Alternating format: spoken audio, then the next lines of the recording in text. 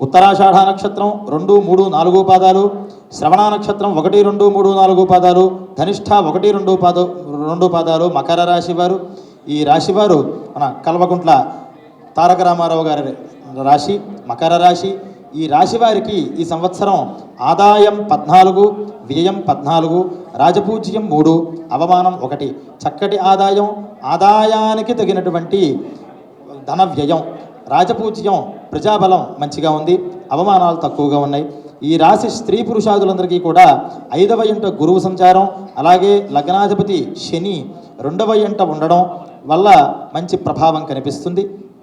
వీళ్ళు ఏ పని చేసినా కొంచెం ఈ సంవత్సరం అంతా కూడా బ్యాలెన్స్గా కొంచెం పట్టుదలతో చేయడం, అలాగే ద్వితీయంలో శని ఉండడం వల్ల కొంచెం మాటని కట్టడి చేసుకోవడం వల్ల, మనం మాట్లాడే మాటని మృదువుగా మాట్లాడడం వల్ల చక్కటి ఉపకారాన్ని, చక్కటి ప్రజాబలాన్ని, అభిమానాన్ని పొందేటటువంటి అవకాశం కల్పిస్తుంది.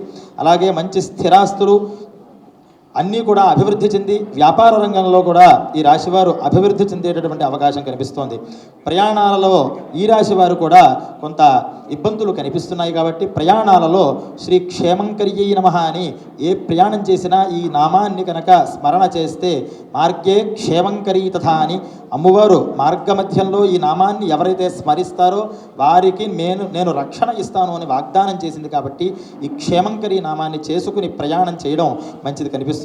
అలాగే స్వల్పంగా కొంచెం దొంగల వల్ల కొంత నష్టం కలిగేటటువంటి అవకాశం కూడా కనిపిస్తోంది. అలాగే రాజకీయ నాయకుడికి శని బలం బాగా ఉండడం వల్ల తిరుగు ఉండదు, మంచి మాట అథారిటీని, కమాండింగ్ని వాళ్ళు పెంచుకుంటూ ఉంటారు. అలాగే పార్టీలోనూ ప్రజలలోనూ అందరిలోనూ కూడా చక్కటి అభిమానాన్ని పొందేటటువంటి అవకాశం ఉంది. అయితే కొంతమందిని దూరం పెట్టిన వాళ్ళని ప్రయత్నపూర్వకంగా మనం దూరం పెట్టకపోయినా దూరం పెట్టబడ్డామనే భావనతో వాళ్ళు మనల్ని దెబ్బతీయాలి అని సన్నిహితులు ప్రయత్నం చేసేటటువంటి అవకాశం ఉంది. కాబట్టి ప్రతిదీ కూడా జాగ్రత్తతో వాళ్ళు శ్రద్ధ వహించినట్లయితే ఈ సంవత్సరం యోగదాయకమైన సంవత్సరాన్ని మరింత యోగదాయకం చేసుకుని రాబోయేటటువంటి ఎన్నికలు వాటిల్లో కూడా మంచి పట్టు సాధించేటటువంటి అవకాశం ఈ సంవత్సరం మకర రాశి వాళ్ళకి కనిపిస్తోంది. ఈ మకర రాశి వారు దోష నివృత్తి కోసం ఈ సంవత్సరంలో జ్యోతిర్లింగ దర్శనం చేయడం చాలా విశేషమైనటువంటిది. అలాగే రుద్రయాగాదులు కూడా చేసుకోవడం చాలా విశేషమైనటువంటి ఫలితాన్ని ఇస్తుంది. అలాగే తరువాత ధనిష్ఠా నక్షత్రం 3, 4 పాదాలు, శతభిష 1, 2, 3, 4 పాదాలు, పూర్వాభాద్ర 1, 2, 3 పాదాలు కుంభరాశి వారు.